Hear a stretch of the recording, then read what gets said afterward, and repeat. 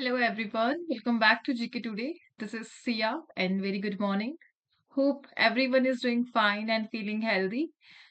आज के सेशन में हमें कवर करना है 15 एंड 16 दिसंबर के मोस्ट इम्पॉर्टेंट न्यूज का क्वेश्चन फॉर्म में analysis. And all these questions are part of daily 20 MCQ series which is available on GK Today application.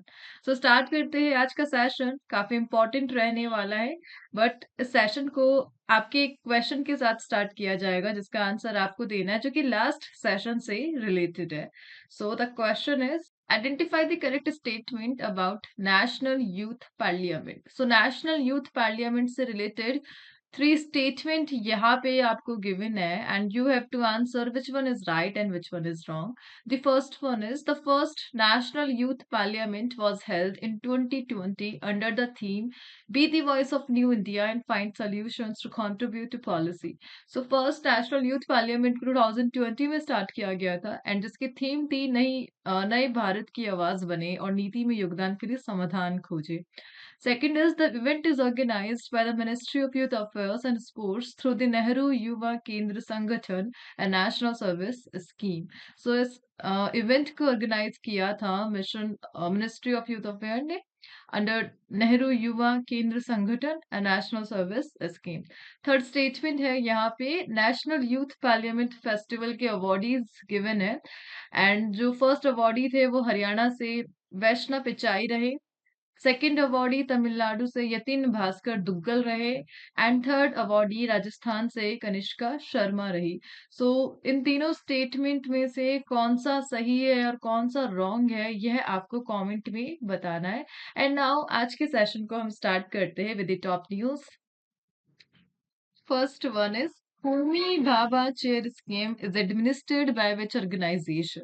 So Homi Bhabha Chair Scheme को कौन सा organization administer करने जा रहा है? Answer is option number B, Department of Atomic Energy. So recently Rajya Sabha में जो हमारे union minister doctor Jitendra Singh उन्होंने एक स्कीम को अनाउंस करा. That scheme is Homi Bhabha chair scheme and इस स्कीम का जो मेन ऑब्जेक्टिव है वो इंडिया के prominent scientist professor retired engineers को बेनिफिट प्रोवाइड करना है सो दैट इंडिया के रिसर्च कल्चर को स्पेस प्रोग्राम्स में रिसर्च को बढ़ावा दिया जा सके. सो बेसिकली साइंटिस्ट के वेलफेयर के लिए एक स्कीम को लाया गया है. The scheme is Homi Bhabha chair scheme और ये वर्क करेगी under department of atomic energy, right. And इस स्कीम में 1 to 5 इयर्स तक का सपोर्ट प्रोवाइड किया जाएगा. अलाउंसेस एंड ऑनरेरियम प्रोवाइड किया जाएगा साइंटिस्ट को एंड ये डिसाइड करेगा एक सिलेक्शन कमिटी. सो आपको ध्यान रखना है होमी भाभा चेयर स्कीम ये डिपार्टमेंट ऑफ एटॉमिक एनर्जी के अंडर काम करने वाली है, राइट. यहाँ पे बात की जा रही है होमी भाभा जो कि इंडियन न्यूक्लियर फिजिसिस्ट रह चुके हैं जिन्हें इंडिया का जो न्यूक्लियर प्रोग्राम है उनका फादर कहा जाता है. Who is the father of nuclear program of India? That is Homi Bhabha और उन्हीं के नाम पर इस स्कीम का नाम रखा गया है. 1945 में Tata institute of fundamental research को किसने डिस्कवर किया था? फाउंडेशन किसने रखी थी? That is by Homi Bhabha. इन्होंने 1945 में TIFR की फाउंडेशन रखी थी. आल्सो जो फर्स्ट चेयरमैन थे atomic energy commission of India के वो कौन थे? That is also Homi Bhabha. India का जो एटॉमिक एनर्जी कमीशन था जो 1948 में बना था उसको फर्स्ट टाइम चेयर किया था होमी भाभा ने और इस प्रकार ये बन चुके हैं इंडिया के न्यूक्लियर प्रोग्राम के फादर. इसी के साथ यहाँ पे सेकेंड थिंग बात की जा रही है department of atomic energy. Department of atomic energy का जो हेडक्वार्टर है वो मुंबई में लोकेटेड है. And one most important question कि एटॉमिक एनर्जी एक्टिविटीज इंडिया में किस एक्ट के तहत कंट्रोल की जाती है? And the act is atomic energy act 1962. जितने भी एटॉमिक फील्ड से रिलेटेड रिसर्च है एक्टिविटीज है वह सब एटॉमिक एनर्जी एक्ट 1962 के अंडर परफॉर्म की जाती है, right. Let's move to the next one. Next question is which countries participated in the trilateral air combat exercise called Desert Night? Recently Desert Night को organise किया गया and that's a trilateral air combat exercise.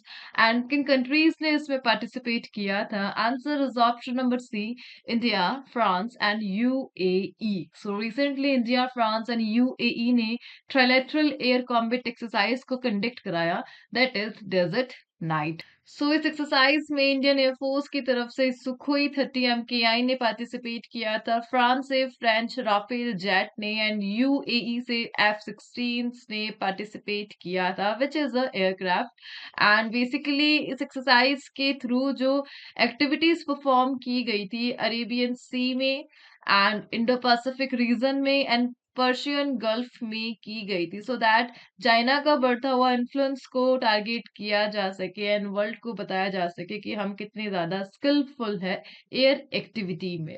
So recently ये जो trilateral air combat exercise हुई थी, that is desert night, ठीक इनके between हुई, India, France and UAE, right. So यहाँ पे एक्सरसाइजेस की बात की जा रही है। सो रिसेंटली जो एक्सरसाइज है जो न्यूज में रही है, हम उन्हें रिवाइज करेंगे। So exercise CINBAX is recently conducted between which two countries? So recently exercise CINBAX को कंडक्ट कराया गया था and the countries are India and Cambodia, right. And exercise Harimau Shakti, India and other country कौन सी है Harimau शक्ति को perform करने वाली? मलेशिया और इंडिया के बिटवीन एक बायलेटरल एक्सरसाइज है, एक्सरसाइज हरिमाऊ शक्ति।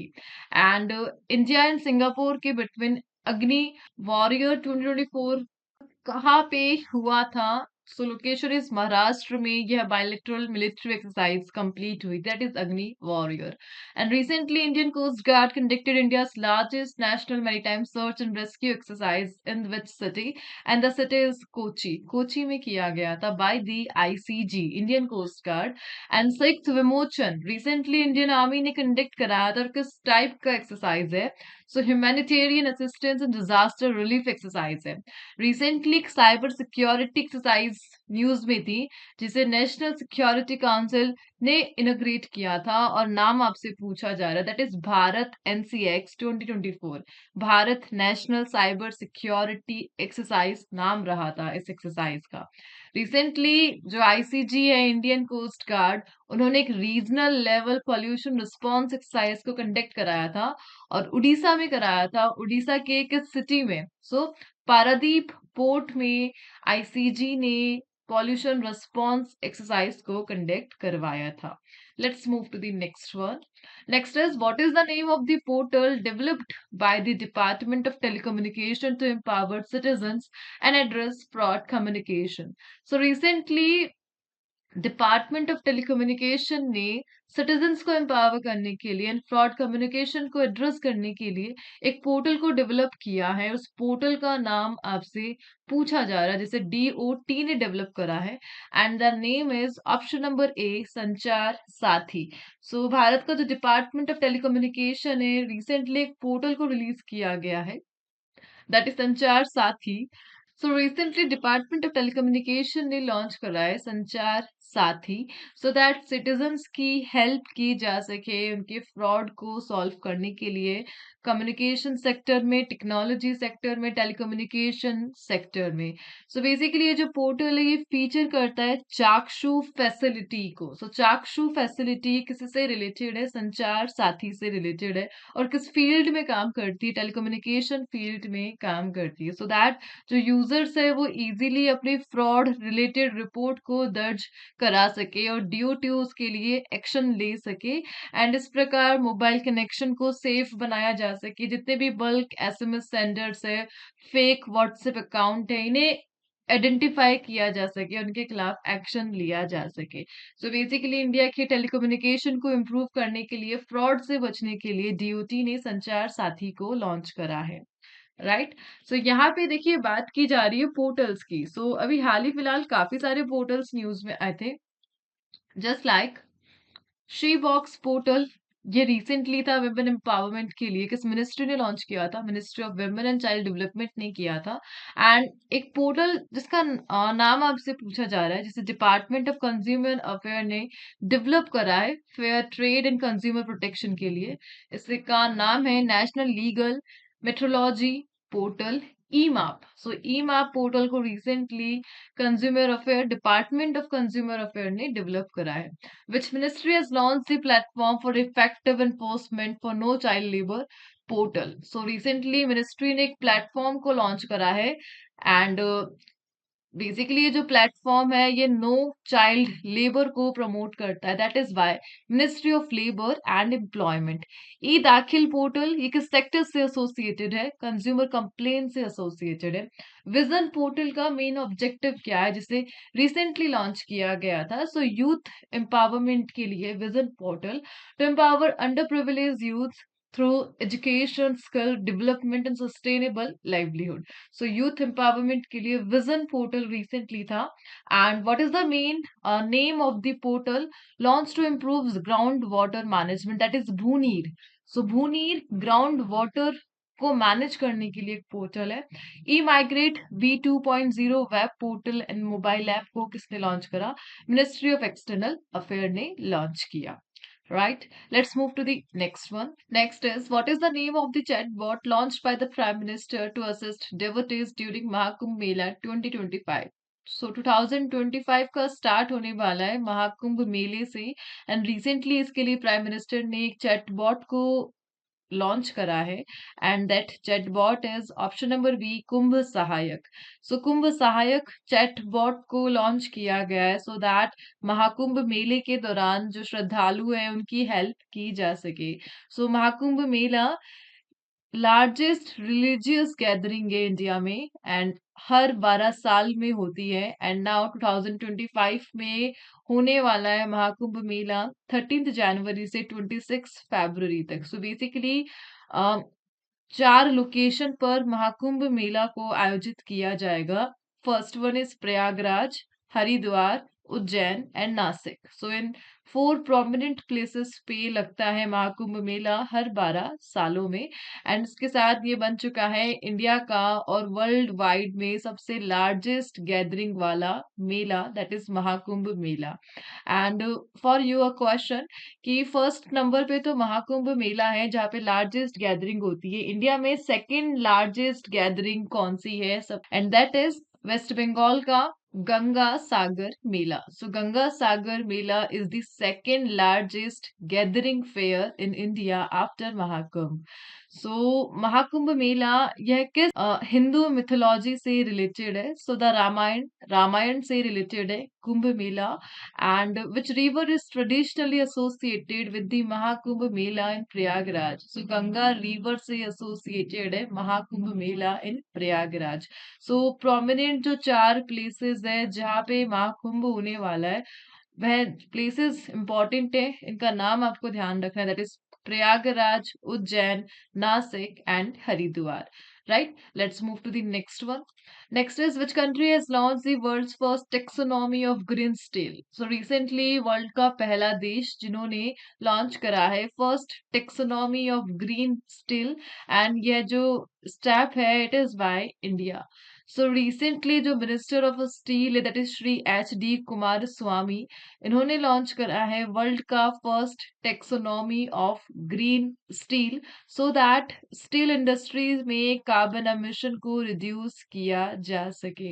सो इंडिया का जो लक्ष्य है national mission on green hydrogen, उसी के लिए एक स्टेप है national mission on green steel so that जो स्टील इंडस्ट्री है उसमें कार्बन एमिशन को रिड्यूस किया जा सके, कम किया जा सके. सो बेसिकली ग्रीन स्टील किसे कहा जाता है? ग्रीन स्टील उसे कहा जाता है जिसमें फॉसिल फ्यूल्स का यूज नहीं किया जाता, कोल का यूज नहीं किया जाता एंड हैंस जो ग्रीन हाउस गैस है वो एमिट नहीं होगी और जीरो कार्बन एमिशन होगा.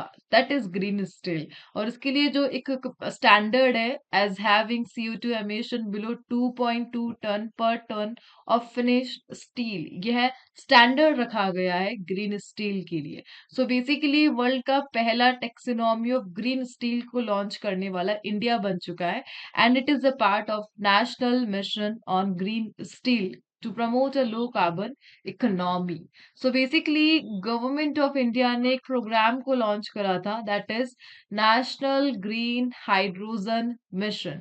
इसके लिए जो टोटल बजट था वो 19,744 CR का है।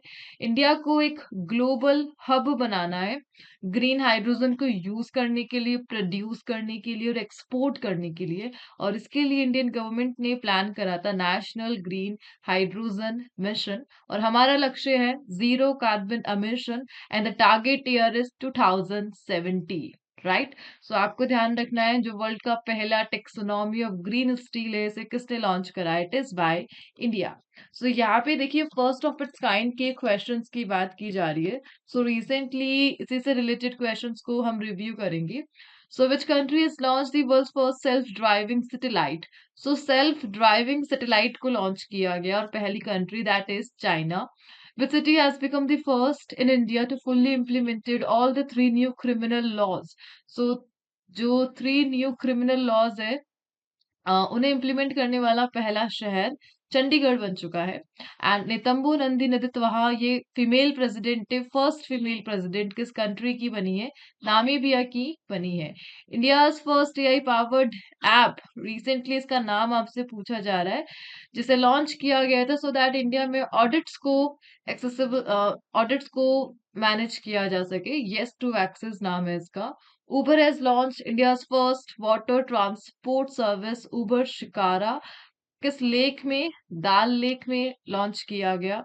इंडिया का first AI lab in space, take me to space startup ने लॉन्च किया था, दैट इज MOITD। और India first green hydrogen fuelling station किस सिटी में स्टार्ट किया गया था? लेह लद्दाख में स्टार्ट किया गया था। Right, let's move to the next one. Latakia port which was seen in the news is located in which country? So recently एक पोर्ट न्यूज में रहा, that is Latakia port.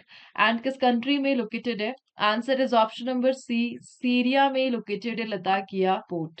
So recently Syria में जो government collapse हुई है, उसके बाद Syria पे जो उनकी नेबर कंट्रीज है वो अटैक कर रही है। एंड उसी के तहत इजराइल ने सीरिया के जो मेन पोर्ट है दैट इज लताकिया पोर्ट, उस पर अटैक करना स्टार्ट कर दिया गया है सो दैट उस पर कब्जा किया जा सके। मेन एक्सपोर्ट हब है ये सीरिया का, लताकिया पोर्ट, जिस पर रिसेंटली इजराइल की मिलिट्री ने अटैक किया है। ईस्ट मेडिटेरियन सी में लोकेटेड है लताकिया पोर्ट और सीरिया का मेन एक्सपोर्ट पोर्ट में काउंट किया जाता है लताकिया पोर्ट को। इसकी लोकेशन ईस्ट मेडिटेरियन सी में है, ये आपको ध्यान ध्यान रखना है। राइट। सो सीरिया से रिलेटेड काफी सारे क्वेश्चंस अभी आने वाले हैं। लास्ट सेशन में हमने एक प्रिजन को डिस्कस किया था। सीरिया की जो कैपिटल है वो दमास्कस है। एंड रिसेंटली यहाँ पे गवर्नमेंट कोलैप्स हुई है। यहाँ के जो प्रेसिडेंट है असद, वो रशिया जा चुके हैं। नाउ इजराइल पर तुर्की एंड एक Syrian rebel that is HTS, ये सब कंट्रोल करने में लगे हुए हैं। राइट। सो आगे बढ़ते हैं नेक्स्ट पे। Next is what type of missile is the army tactical missile system? So army tactical missile system का टाइप आपसे पूछा जा रहा है। Answer is option number A, surface to surface missile है। So recently Russia Ukraine war से related है ATACMS, that is army tactical missile system. So Russia ने बताया है कि यूक्रेन ने रिसेंटली अटैक करा है एक मिलिट्री एयरफील्ड में, टेगॉनरोंग में, और इसके लिए इन्होंने यूएस बेस्ड एक सैटेलाइट को, मिसाइल सिस्टम को यूज करा है। Not satellite, it's a missile system. So army tactical missile system को यूज करा है यूक्रेन ने रशिया के एक एयरफील्ड को, मिलिट्री एयरफील्ड को टारगेट करने के लिए। और ये जो मिसाइल सिस्टम है ये यूएस ने सप्लाई करा है यूक्रेन को, दैट्स वाई ये न्यूज में रहा। सरफेस टू सरफेस मिसाइल है, 300 किलोमीटर की रेंज है, बैलिस्टिक मिसाइल है, जिसे यूएस बेस्ड एक लॉकहीड मार्टिन ने लॉन्च करा है। एंड इसे लॉन्च किया जा सकता है HIMARS सिस्टम से, that is high mobility artillery rocket system, and M270 multiple launch rocket system से इसे लॉन्च किया जा सकता है। Right. So recently Russia Ukraine war से related tactical missile system news में रहा, that is ATACMS. Let's move to the next one. Which country is the host of 2034 FIFA World Cup? सो 2034 में जो फीफा वर्ल्ड कप होगा उसको कौन सी country host करेगी? Answer is option number C, Saudi Arabia host करेगा 2034 के FIFA world cup को। सो रिसेंटली सऊदी अरेबिया बन चुका है second Middle Eastern country to host FIFA world Cup after Qatar. So Middle Eastern countries में सबसे first time Qatar ने host किया था फीफा को 2022 में। नाउ 2034 में सऊदी अरेबिया करेगा। एंड जो नेक्स्ट फीफा वर्ल्ड कप है 2030 का, उसे कौन कौन होस्ट करने जा रहा है? Spain, Portugal, Morocco and 3 south American nation को होस्ट करेंगे 2030 के फीफा वर्ल्ड कप को, राइट। एंड इसी के साथ first time FIFA world cup को कब होस्ट किया गया था बता सकते हैं? सो उरुग्वे ने 1930 में first time FIFA world cup को होस्ट किया था। And which country holds the record for the most FIFA world cup victories? So सबसे ज्यादा फीफा वर्ल्ड कप किसने जीता है? That is Brazil. ब्राजील ने जीता है सबसे ज्यादा। एंड इसी के साथ ओलंपिक्स की बात की जाए तो अभी रिसेंटली समर ओलंपिक्स हुए थे पेरिस में 2024 में। नाउ जो नेक्स्ट है ओलंपिक्स है वो 2026 में होने वाले विंटर ओलंपिक्स, जिसे इटली होस्ट करेगा। देन अगेन समर ओलंपिक्स होंगे 2028 में, जिसे यूएस होस्ट करेगा। देन अगेन 2030 में विंटर ओलंपिक्स होगी जिसे फ्रांस। देन अगेन 2032 में ऑस्ट्रेलिया करने वाला है। देन 2034 में यूनाइटेड स्टेट।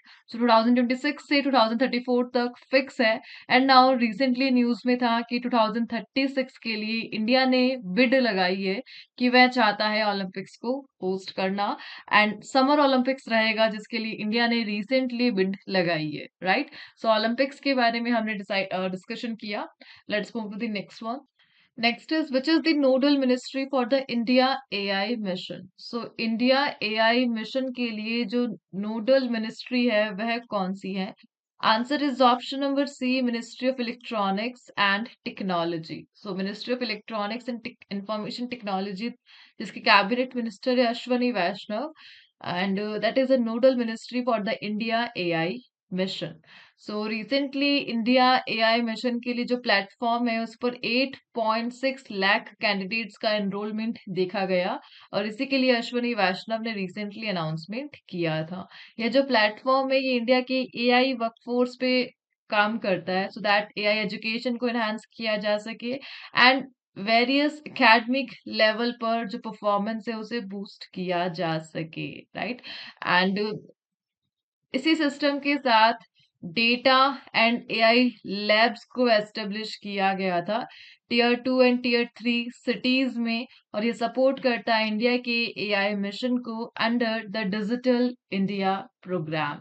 सो डिजिटल इंडिया प्रोग्राम जिसे इंडिया ने लॉन्च किया था 2015 में, उसी का पार्ट है इंडिया एआई मिशन, और इसके लिए जो नोडल मिनिस्ट्री है that is ministry of electronics and information technology, right.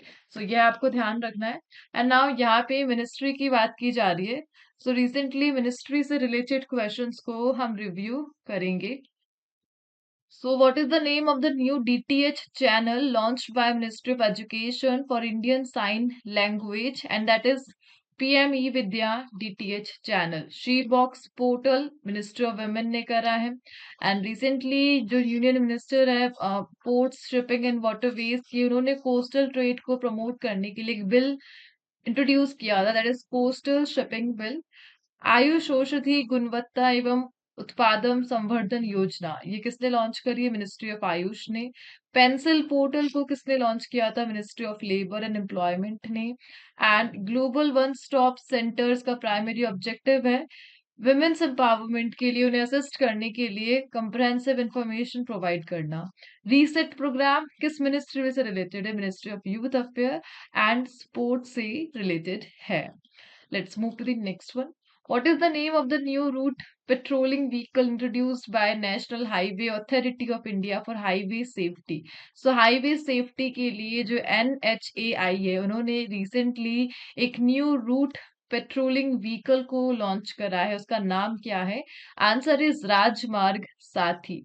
सो राजमार्ग साथी को लॉन्च किया गया है, that is the advance route patrolling vehicle, जो रोड सेफ्टी को एम करता है एंड मैनेजमेंट को देखता है नेशनल हाईवेज के लिए।